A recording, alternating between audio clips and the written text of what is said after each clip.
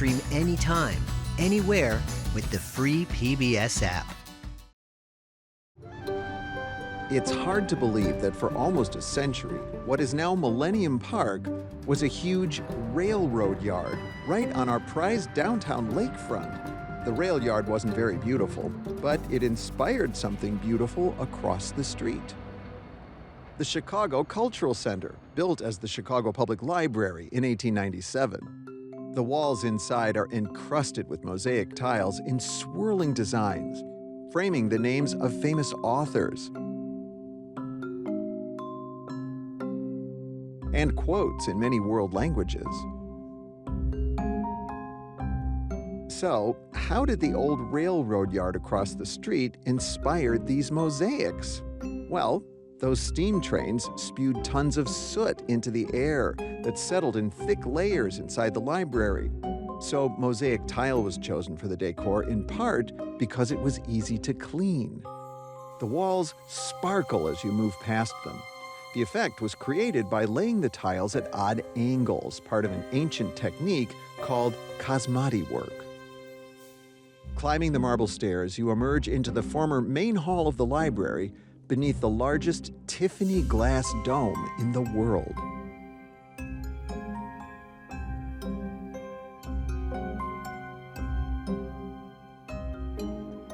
Am I telling you or what? But wait, there's another dome in the Cultural Center. It's in a part of the former library dedicated to veterans of the Union Army in the Civil War called the Grand Army of the Republic, or the G.A.R. It was magnificently restored in 2022. Renowned Chicago restoration architect Gunny Harbaugh led the effort. So you got the call to do this job. Were you thrilled? Were you scared out of your mind? Thrilled. A little bit scared, but I mean, none of those are always just, that's what we love to do.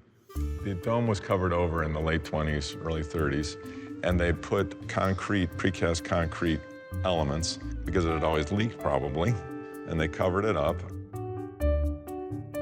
Daylight was replaced by ugly, dull fluorescent lighting beneath the concrete dome. To restore the dome, Harbaugh enlisted Chicago's DePrato Regali Studios, which has been in the stained glass business since 1860. They completely removed all the pieces. They had to build custom crates, and each one of these panels came out, went in the crate, and went to their studio. And once they got it there, first they did rubbings of everything, photographs, then they would lay it on a bench. And then once they documented it completely, then they take it all apart. They put it in a big bath, and they washed every single piece by hand. Yeah. All 60,000 plus, whatever, however the number is. So they were able to, to have it sing again the way it is. It's really beautiful. But the dome was only part of the challenge. The project involved restoring the entire Tiffany-designed hall to its former glory.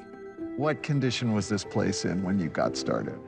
All these rooms had been renovated in the 1970s. Renovated. Yeah, and all the things, everywhere where you see this beautiful green, and in the other room that deep red, that had all been painted over with kind of a off-white, gray color, sort of. Restoring colors typically involves repainting surfaces to replicate the original. But here, thanks to a remarkable discovery, Harbaugh was able to unearth the original finishes for the first time in his career.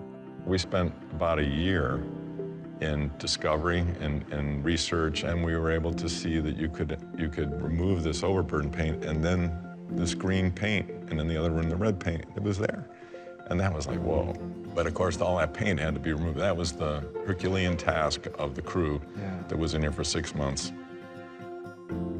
They found they could cleave off the later paint, and it would leave the original surface there. And then they could, touch that up like you would to an actual painting. I mean, when you're looking at this thing, you are seeing pretty much what it was when it was first done. And that's unusual, very unusual. I've never had in 30 plus years, I've never had a project where we were able to really conserve original surfaces in the manner we did this. You've done a lot of restoration, but this job actually has some personal meaning for you. I didn't realize it at the beginning, but it was a revelation during the course of the thing. And what was the key is in that room, there's this big ornamental medallion on the wall, metal. And I thought, you know, that looks familiar to me. And I knew I had this, which is the G.A.R. pin that my great-grandfather and my namesake, and he served in the Civil War. He was mustered 3 times. The first time he was 16 and a half. And finally, near the end of the war is when he actually served. There is this period in the history of a building where it's not quite old enough to be historic yet. It just seems old. And isn't that when buildings are really at risk? Yeah, this building was going to be destroyed. I mean, that's, you know, can you believe that? Yeah, but it's true. What have we preserved by not tearing it down? Well, if you just look around. I mean, you come into this space, I mean, if you sat here during the day and watched people's reaction walking in here, you know, they almost all fall over. Your body reacts in a way that is beyond your consciousness. And maybe this glorious restoration will hit visitors on an even deeper level. Drawn here by the newly restored beauty, they might think about, even feel the sacrifice of those who fought to end slavery and restore the Union.